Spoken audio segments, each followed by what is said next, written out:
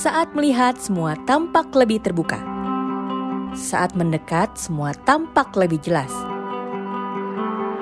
Lihat lebih dekat di Berita Baik. Hai teman baik, ketemu lagi sama Afi di Lihat Lebih Dekat. Saat ini saya sedang bersama Tika Tazkia, ya betul? Tika Tazkia ini adalah salah satu anak muda yang inspiratif menurutku, karena dia di usia yang masih 23 tahun dia sudah mengelola sebuah yayasan. Mari kita ngobrol sama Tika. Halo. Halo Kavi. Tika, gimana kabarnya hari ini? Alhamdulillah. Sehat. Baik, sehat, bahagia. Gimana? Oh ya, itu betul bahagia ya. Alhamdulillah. Nah, gimana nih yayasannya, boleh diceritain nggak? Ya alhamdulillah dapat kesempatan buat ngelit yayasan Tazkia juga namanya. Jadi sebenarnya ini awalnya bergerak di bidang religius keagamaan, terutama pendidikan seperti madrasah gitu ya, sekolah Islam. Tapi alhamdulillah berkembang dengan partisipasi yang nggak cuman di bidang tertentu, karena kita juga akhirnya menggait banyak partisipan yang non muslim gitu ya, jadi ke sosial keagamaan sih. Oh, sosial keagamaan. Nah, tadi itu aku dapat bocoran kamu umurnya 23 tahun. Betul. Masih muda banget. Di usia 23 tahun, kalau aku sih dulu ya belum kepikiran sama sekali untuk mengelola yayasan yang bergerak di bidang sosial terutama ya. Nah, kenapa nih kamu akhirnya di usia yang masih muda terus terpanggil untuk terjun ke dunia sosial, terutama mengelola yayasan yang menurutku itu tidak mudah? Sebenarnya ada dua alasan internal sih Teh. Okay. Yang pertama, waktu saat ada kesempatan buat jadi awardee short term studies di Poland, ngelihat kayak mereka kan sebenarnya negara classified developed country gitu ya, beda, dan indeks kebahagiaannya tuh lebih tinggi daripada di sini jauh gitu. Yeah. Terus kayak ngelihat apa sih sebenarnya, apakah pemudanya tuh semuanya pinter-pinter? Ternyata bukan itu acuan mereka gitu. Acuan mereka adalah pemudanya itu saling terconnected dan saling bantu dan aktif, dan ya sekedar show up untuk saling berbagi bahagia aja gitu. Selama ini aku mikir saat S1 gitu, termasuk yang ambis nerd gitu ya, kayak kayaknya aku harus gini. Oh, ternyata bukan kompetitif gitu jawabannya, dan akhirnya pingin buat platform buat pemuda-pemuda untuk menjadi proaktif sharing kebaikan gitu. Mungkin alasan keduanya, setelah pulang dari Poland ada ekspedisi pemuda gitu Teh.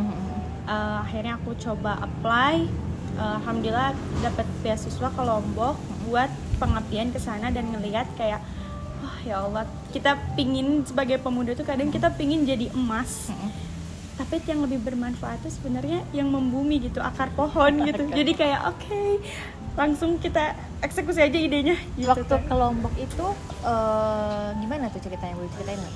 Jadi ngapain aja? Sebenarnya itu ada NGO juga Teh, namanya Abdi Muda Nusantara. Mereka calling for application, pemudanya lumayan mungkin banyak yang submit, dan Tika ya belak-belakan aja, this is my very first experience gitu, bakalan clueless banget. Terus mereka alhamdulillah terbuka, dan Tika masuk ke divisi, langsung dikasih amanat jadi ketua divisi lingkungan. Pada saat itu I learned about climate change gitu ya, I learned about sustainable development, tapi pas di sana kayak nggak bisa gitu, bukan percuma. It's not about theory. Yeah, it's not about theory, right? Dan ini tentang kebermanfaatan, dan Tika di situ baru sadar dan realize banget kalau saat kita eksekusi itu lebih mahal daripada saat kita belajar. Gitu sih. Dulu waktu di Poland kamu belajar apa? Aku belajar HI juga, International Relations. Kenapa tidak terus terjun di dunia HI aja? Kenapa kamu jadi step back terus aku mau ada kegiatan sosial aja deh? Ini yang ditanya dosen-dosen aku juga. Jadi HI itu Teh, pada saat bagi pelajar HI, kita tuh kadang ngerasa eksklusif, karena kita main di high politics, diplomasi, diplomat gitu ya, terus koneksivitas antar negara gitu ya. Betul, dan most of teori itu it's about war and peace. Jadi ya, diplomatis ya. Kayak perang, damai dan sebagainya, konflik. Tapi sebenarnya saat kita dalemin lagi HI itu banyak banget scholars kontemporer yang dia tuh nge-bring up, hey, hubungan internasional tuh bukan tentang perang lagi loh. Ini tuh tentang feminisme, tentang perubahan iklim, tentang pendidikan. Karena semua sekarang serba terkoneksi antar negara gitu. Kita udah bukan internasional, kita udah global, satu world village gitu. Jadi pada saat itu, oh iya ya, aku jadi anak HI bukan untuk menjadi di atas yang sesi ngebuat policy aja gitu. Iya, tapi bener-bener. semua ranah juga ada HI-nya kok. Bahkan sesimpel yayasan aja atau Muda Empati gitu, kita bisa Zoom sama orang atau NGO di luar negeri gitu. Teman-teman yang Tika dapetin dari Poland, itu juga udah jadi aktivitas hubungan internasional gitu. Betul. Itu sih Teh. Jadi kayak udah realize, oh iya, HI bukan tentang high politics tapi low politics, sesimpel kehidupan kita sehari-hari juga bagian dari hubungan internasional. Jadi kamu mengambil roots yang paling dasar untuk kehidupan Betul. sehari-hari dan lingkungan sekitar. Betul banget Teh. Kita juga. Ketika kamu sekarang udah aktif di yayasan dengan rebranding, tadi kamu melakukan rebranding ya, Betul, karena betul. dulu ini dikelola sama orang tua, Maya. ya sama ayah kamu. Nah, apa yang kamu lakukan dan perubahan atau kesegaran apa yang kamu hadirkan di yayasan sekarang gitu? Pastinya sih partisipasi pemuda Teh. Karena sebelumnya itu ayah kan pasti ke agama gitu, yang orientasinya pasti afterlife gitu ya, akhirat. Tika nggak sama sekali menghapus itu gitu ya, maksudnya itu justru kebaikan yang terus Core itu ya. core-nya. Tapi saat Tika buka lagi dimensi kayak sosialnya, banyak orang yang lebih involved dan juga mereka lebih kayak sadar gitu kalau kindness itu there is no association with religion juga gitu. Waktu itu pernah pertama kali kita buat acara, itu cuman bahannya itu cuman kita expose, publish di sosial media, terus kayak siapa nih yang mau ikutan voluntary gitu. Ternyata Masya Allah lumayan ada 20 orang gitu. Terus yang pertama mereka tanya karena belum rebranding itu adalah, aku nggak pakai kerudung nggak apa-apa. Terus kayak aku non muslim nggak apa-apa. Hey, it's okay gitu, kita mau spread good things gitu kan. Dan di situ juga disambut baik sih sama orang tua gitu. Kalau ini juga bukan vertikal hablum minallah aja, tapi hablum minannas juga. Keren banget. Amin ya Allah. Program apa yang udah kamu lakukan? Yang udah dijalani gitu?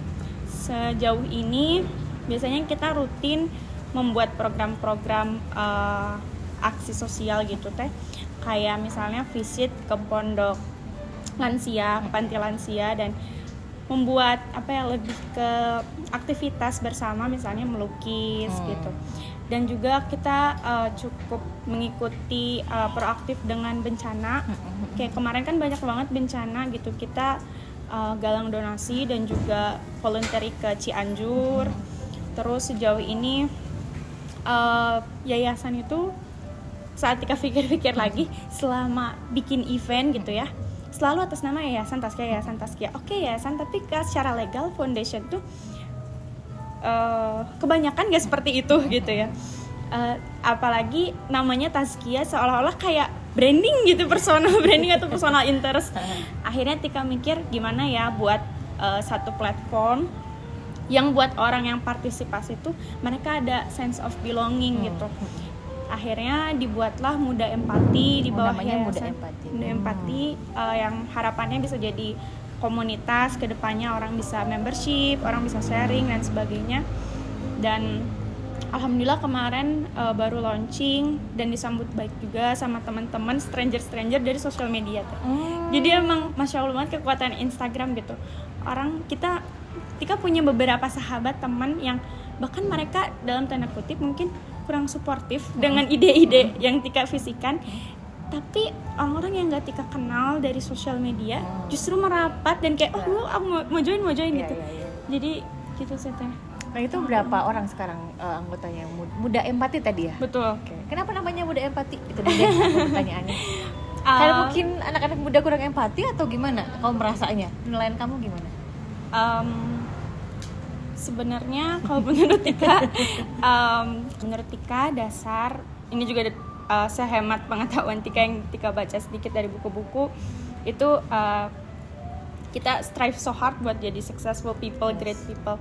Tapi dasar mereka menjadi great people itu adalah empati. Bukan cuman emotional empathy yang kita ngelihat orang nih, kita sedih ngelihat pemulung misalnya kayak, itu emotional empathy. Tapi juga ada empati itu banyak gitu. Ada intellectual empathy yang mana kita tuh harus train itu menjadi skill gitu.